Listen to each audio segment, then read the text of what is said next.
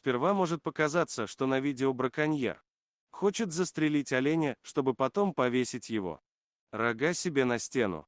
Однако на самом деле олень просто запутался рогами в сетке, ветках, и чтобы освободить его, пришлось прибегнуть к использованию огнестрельного оружия.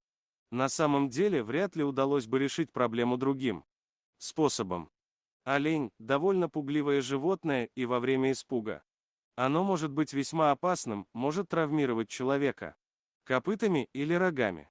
Один егерь рассказывал, как им приходилось предварительно усыплять занесенное в Красную книгу животное специальными дротиками с ампулами, чтобы затем освободить его и тем самым спасти от неминуемой смерти.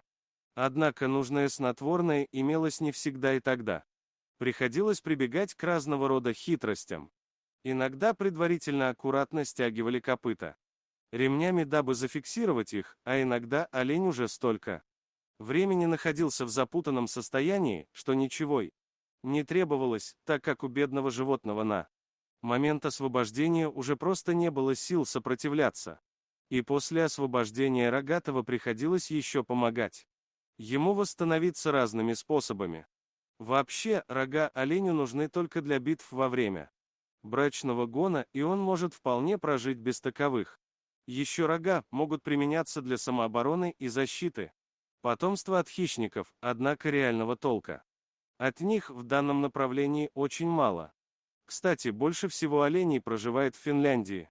Более того, это животное является символом страны озер, его образ даже напечатан в заграничном паспорте граждан. Если начать быстро перелистывать странички такого паспорта, то можно увидеть анимацию прыжка оленя. Спасибо за просмотр, подписывайтесь на канал, где вы найдете еще много интересного, а также ставьте лайки и пишите комментарии, что думаете по поводу этой истории.